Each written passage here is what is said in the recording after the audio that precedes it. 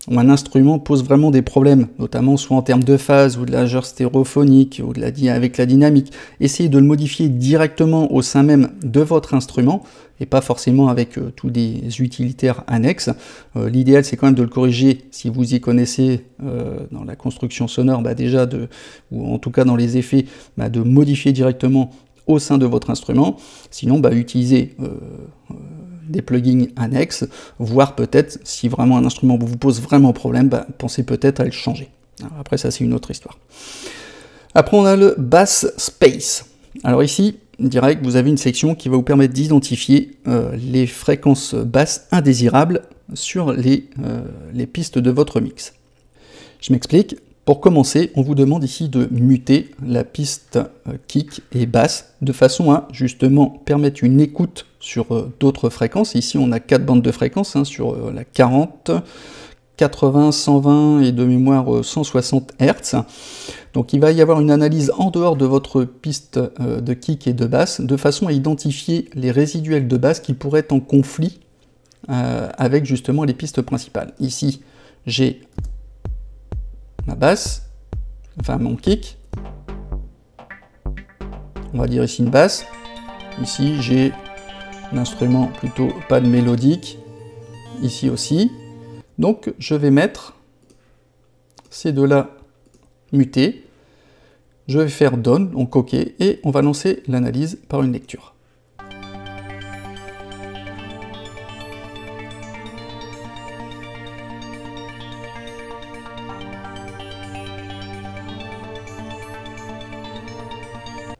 Alors, je peux mettre donc celle-ci en solo pour voir si on a une qui me pose problème. Là, j'ai un petit truc au niveau des 40 Hz. Qu'est-ce que je peux faire? Alors, effectivement, il faut que j'enlève là, sur celle-ci. Au niveau des 40 Hz, j'ai un tout petit chouille. Ce que je peux faire, c'est mettre un coup bas et on va aller vers les 40 Hz. Toc.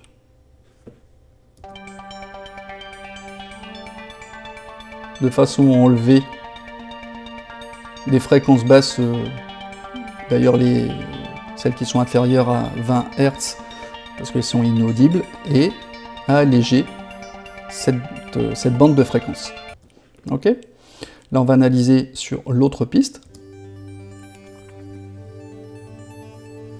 Alors ici, j'ai gros problème au niveau des 80 Hz, 120 et un peu au niveau des 160.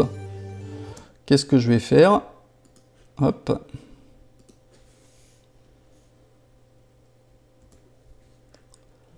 Alors, je vais relire pour voir si j'ai toujours le même problème. Oui, gros problème. Donc qu'est-ce qu'on va faire? Eh ben, on va prendre un EQ et on va les couper ici. Donc je vais aller jusqu'à entre 120 et 160. Alors, bien évidemment, il ne faut pas que ça dénature non plus votre son de trop. Il faut quand même rester dans la logique, pas tout faire en visuel et tout mécanique. Il faut quand même que la sonorité soit quand même présente au niveau de vos oreilles, quitte à changer justement les valeurs, encore une fois ici, sur les bandes de fréquences, les réduire ou les augmenter si vous le souhaitez. Il faut rester quand même cohérent au niveau de vos oreilles. Ça, n'oubliez pas que c'est juste un indicateur visuel. Mais il ne remplacera jamais vos oreilles. Donc là, je vais vers entre 120 et 160.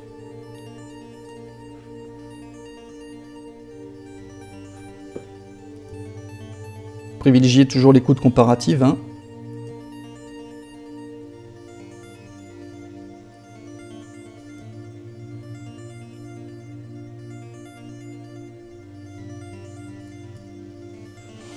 Voilà. Toc. On remet tout en lecture. Et on remet tout. Donc forcément, là j'ai remis la basse, donc forcément ça repart dans le rouge. Donc on revient ici en lecture globale.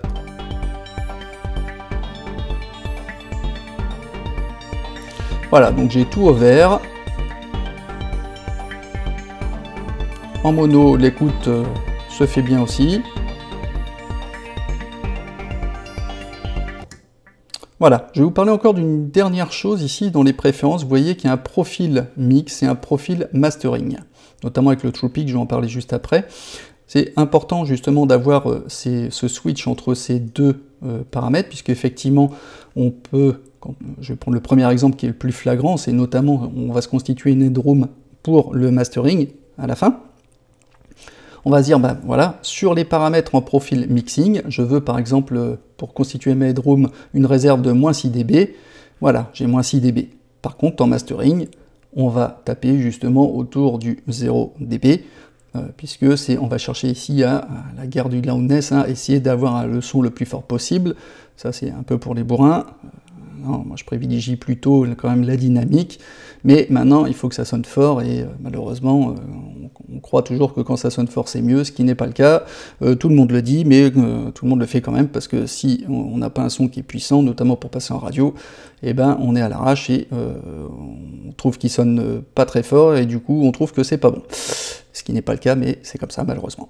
Alors vous voyez qu'ici on a le TruePic ici d'activer, notamment dans le mastering. Alors qu'est-ce que ce TruePic? Je ne vais pas trop rentrer encore trop dans les explications fondamentales, mais ce TruePic, il va afficher le pic absolu en fait de la forme d'onde audio, comme par exemple ce qui serait restitué dans les haut-parleurs analogiques. Nous, on se base toujours ici sur le 0 dBFS, le full scale de notre DAW, notre séquenceur, mais il ne faut pas oublier, c'est qu'au final, il y a une conversion qui se fait du numérique à l'analogique lorsqu'on va écouter le résultat final sur notamment vos enceintes ou sur votre casque. Donc si vous utilisez un 0 dBFS, la conversion finale pourrait provoquer un écrêtage sur certaines enceintes. Alors pour compenser ça, il y a certaines enceintes qui vont pouvoir, haut de gamme, qui vont pouvoir compenser ça, mais en général les moyennes gamme et les bas de gamme, le son sera écrété. Donc vous avez peut-être déjà entendu parler des intersample peak qui peuvent justement fausser ce résultat suite à une conversion et qui apportera de la distorsion. Donc le correctif ici, c'est d'utiliser donc la fonction de TruePic Meter sur le master pour anticiper justement cette déformation sonore, si je puis dire, cette distorsion. Donc c'est pour ça qu'on le met sur on sur le mastering et pas sur la phase de mixage, puisque c'est vraiment au mastering que ça va être le plus important. Voilà, bon c'en est tout pour cet utilitaire. C'est quand même assez chargé, mais il y a quand même pas mal de choses à voir. Je trouve que pour le prix, alors vous allez me dire encore une fois je ne l'ai pas payé, mais bon, je trouve que ça peut être une belle aide visuelle tout en un, qui vous permet déjà, surtout, moi ce que je trouve ça très intéressant, c'est de fixer, pour le peu que vous y connaissiez un petit peu, c'est de fixer vos paramètres par défaut. Je dis quoi qu'il arrive, je veux ça, je veux ça, je veux ça, je veux ça, et hop, après vous enquillez, et dès que ça passe dans le rouge, c'est que vous savez qu'il y a une action corrective à faire, de façon à ce que le résultat soit à la mesure de vos espérances, c'est-à-dire des critères que vous avez vous-même figés. Voilà, bon c'en est tout pour ce tuto, je vous remercie de m'avoir écouté, n'hésitez pas à me laisser des commentaires dans la description, et je vous dis à bientôt pour de nouveaux tutos. Allez, ciao ciao!